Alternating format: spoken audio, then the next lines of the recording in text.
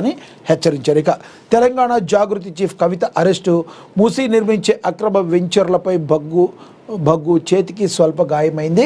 కవిత మరి నిన్న రంగారెడ్డి జిల్లాకు సంబంధించి తెలంగాణ జాగృతి అధ్యక్షురాలు కల్వకుంట్ల కవితను పోలీసులు అరెస్టు చేశారు. నార్సింగ్లోని మూసీ వద్ద నిర్మిస్తున్న ఆదిత్య వెంచర్ వద్ద స్థానికులతో కలిసి ఆమె ఆందోళన చేపట్టారు.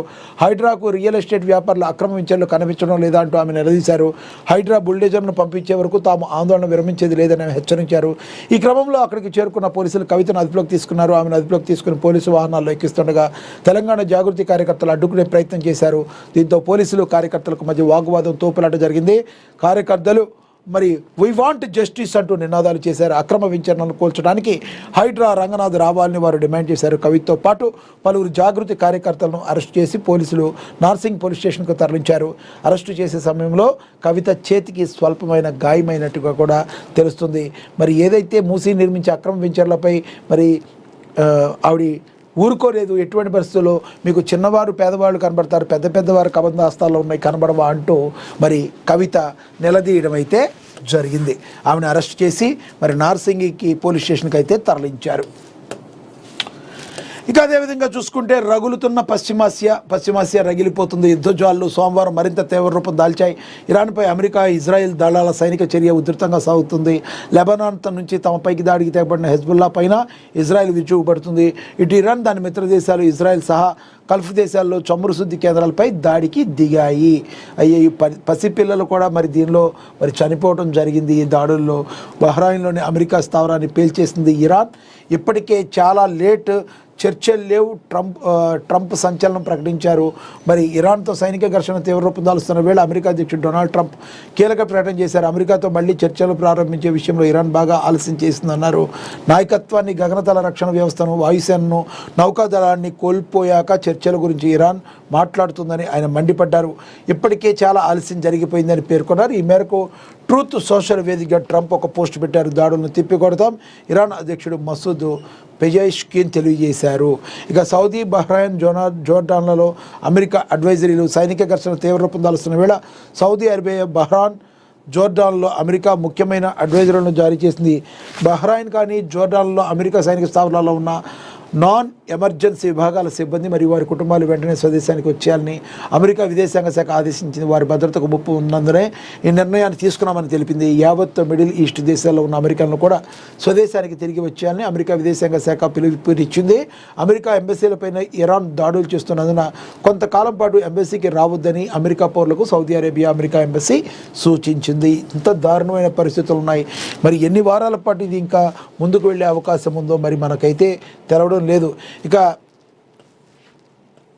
8 మంది దేశాధినేతలకు మోడీ ఫోన్ చేశారు. ప్రధానమంత్రి నరేంద్ర మోడీ 8 మంది దేశాధినేతలకు ఫోన్ చేశారు. గడిచిన 48 గంటల్లో 8 మంది దేశాధినేతలకు ఫోన్ చేసినట్లు ప్రభుత్వ వర్గాలు తెలిపాయి. UAE, Israel, Saudi Arabia, Jordan, Bahrain, Oman, Kuwait, Qatar దేశాధినేతలకు మోడీ ఫోన్ చేశారు. యుద్ధం నేపథ్యంలో ఫోన్లో భారత ప్రధాని మోడీ మాట్లాడి ఆ దేశాల్లో పరిస్థితులను ఆరా తీశారు. అవసరమైన సహకారం అందించేందుకు సిద్ధంగా ఉన్నట్లుగా పేర్కొన్నారు. ఇక పెట్రో ఉత్పత్తుల ఆందోళన అవసరం లేదని కేంద్ర మంత్రి కిషన్ రెడ్డి తెలిపారు. అమెరికా ఇరాన్ యుద్ధ నేపథ్యంలో అంతర్జాతీయ చమురు సరఫరా భారతదేశంలో పెట్రో ఉత్పత్తులు అందుబాటులో ప్రజలు ఆందోళన చెందాల్సిన అవసరం లేదని కేంద్ర మంత్రి కిషన్ రెడ్డి అన్నారు. పశ్చిమాసియాలో అమెరికా, ఇరాన్ల మధ్య యుద్ధం అంతర్జాతీయంగా నెలకొన్న పరిస్థితుల నేపథ్యంలో భారతదేశం అన్ని రకాల పరిస్థితులను ఎదుర్కొనేందుకు సంసిద్ధంగా ఉంది. భారతదేశం రిఫైనరీ విషయంలో 4వ స్థానం, ఎగుమతుల విషయంలో 5వ స్థానంలో ఉంది. పెట్రోలియం ఉత్పత్తుల దిగుమతిలో 3వ స్థానంలో ఉన్నప్పటికీ పశ్చిమాసియాలో జరుగుతున్న పరిణామాలతో భారతదేశానికి ఎప్పటికిప్పుడు వచ్చిన ఇబ్బంది ఏమీ లేదు. దేశంలో పెట్రోల్, డీజిల్, విమాన ఇంధనం వంటి పెట్రోలియం ఉత్పత్తులు, క్రూడ్ ఆయిల్ నిల్వలు సరిపడా ఉన్నాయని మంత్రి పేర్కొన్నారు. భారత్లో 25 రోజులకు సరిపడా క్రూడ్ ఆయిల్ స్టాక్ ఉందని కేంద్రం అయితే ఇప్పటికే ప్రకటించింది. మనకు తెలుసు, ఇరాన్ నుంచి మనం దిగుమతి చేసుకుంటూ ఉంటాం మరి చమురుల్ని.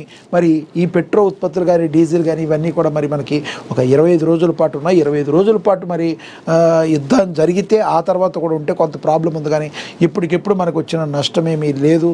సో ఎవరు కూడా వరి చెందాల్సిన అవసరం లేదు. మనం నిల్వలతో ఉన్నామని కేంద్ర మంత్రి కిషన్ రెడ్డి అయితే చెప్పడం అయితే జరిగింది. మనం చూడొచ్చు ఇంతటి దారుణంగా ఉందో మొత్తానికి కలిపి అన్ని బాంబు దాడులు, మిసైల్ దాడులు అన్నీ జరుగుతా చాలా దారుణమైన పరిస్థితి అక్కడ నెలకొంది పశ్చిమాసియా దేశాల్లో. ఇక అదేవిధంగా ప్రధాని సీటు ఖాళీ కాదు, రాహుల్ అసలు వదులుకోవడమే బెటర్, కేంద్ర మంత్రి బండి సంజయ్ అన్నారు. మరి తెలంగాణలోకి వచ్చిన తర్వాత నిన్న రాహుల్ గాంధీ మాట్లాడుతూ నేను ప్రధాని అవడానికి సిద్ధంగా ఉన్నానని ప్రకటించిన తర్వాత మంత్రి రియాక్ట్ అయినట్టున్నారు. ఇది మరి రాహుల్ గాంధీని ప్రధానమంత్రిగా చూడాలని సీఎం రేవంత్ రెడ్డి సంకేతాలు ఇవ్వడం దేశంపై ఒక గ్రహణం లాంటిదేమోనని కేంద్ర మంత్రి బండి సంజయ్ విమర్శలు చేశారు. ప్రధానమంత్రి కుర్చీ అనేది కుటుంబ వారసత్వం కాదని, ఒక చిరునవ్వు, ఒక తలాడింపుతో బహుమతిగా ఇచ్చేది కాదని పేర్కొన్నారు. మంగళవారం ఒక ప్రకటన పేర్కొన్నారు. రాహుల్ గ్రహణం 3 సార్లు భారతాన్ని చీకటిలోకి ముంచేందుకు ప్రయత్నించిందని, ప్రధాని మోడీ అభివృద్ధి కిరణాలు ప్రతిసారి వెలుగునిచ్చే దేశాన్ని కాపాడాయని తెలిపారు.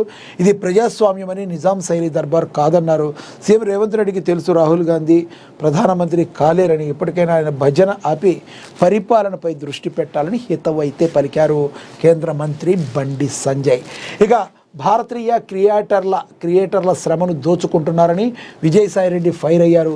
ఇన్స్టాగ్రామ్ ₹1 కూడా ఇవ్వడం లేదని మండిపడ్డారు. మనకు ఒక స్వదేశీ సోషల్ మీడియా యాప్ ఉండాలని వ్యాఖ్యానించారు. సోషల్ మీడియా వేదికపై రాత్రింబవళ్లు శ్రమించి కంటెంట్ను సృష్టిస్తున్న భారతీయ క్రియేటర్లకు దక్కాల్సిన న్యాయమైన వాటా దక్కడం లేదని రాజ్యసభ మాజీ సభ్యుడు విజయసాయిరెడ్డి ఆవేదన వ్యక్తం చేశారు. ఇన్స్టాగ్రామ్, ఫేస్బుక్ వంటి అంతర్జాతీయ సంస్థలు భారతీయుల ప్రతిభను తక్కువ ధరకు వాడుకుంటూ ప్రకటనల ద్వారా వచ్చే భారీ ఆదాయాన్ని తమ జేబుల్లో వేసుకుంటున్నాయని మండిపడ్డారు. యూట్యూబ్ వంటి సంస్థలు ప్రకటనల ఆదాయంలో 50% క్రియేటర్లకు ఇస్తుండగా ఇన్స్టాగ్రామ్ వంటి ప్లాట్ఫామ్లు క్రియేటర్లకు ₹1 కూడా ఇవ్వకపోవడాన్ని ఆయన తప్పుపట్టారు. విదేశీ సంస్థలు తమ ధోరణిలో మార్చుకోని పక్షంలో భారతదేశానికి సొంతగా ఒక సోషల్ మీడియా ప్లాట్ఫామ్ ఉండాలని ఆయన ప్రతిపాదించారు.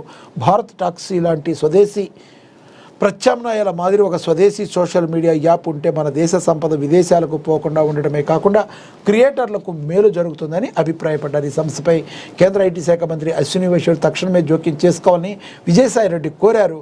గతంలో అశ్విని వైష్ణవ్ క్రియేటర్ల పక్షాన మాట్లాడిన విషయాన్ని ఆయన గుర్తు చేసుకున్నారు. విజయసాయిరెడ్డి వారి ఆర్థిక హక్కుల కోసం కఠిన చట్టబద్ధమైన నిబంధనలు తీసుకురావాలని విజ్ఞప్తి చేశారు. నిజమే కదా, విజయసాయిరెడ్డి గారు చెప్పిన మాటనే ఇదైతే చాలా మంచి విషయం.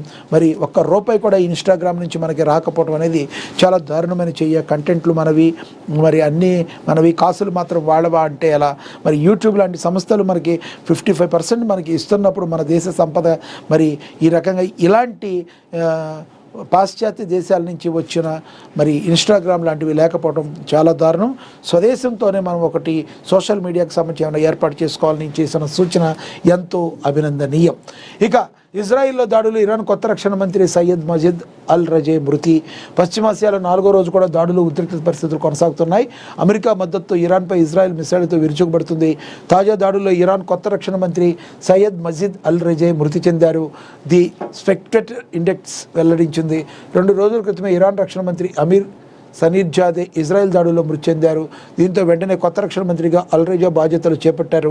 అల్రైజా ఇంతకుముందు డిప్యూటీ రక్షణ మంత్రిగా ఉండేవారు. తాజాగా అల్రైజా కూడా తమ దాడుల్లో మరణించినట్లుగా ఇజ్రాయిల్ అయితే ప్రకటించింది.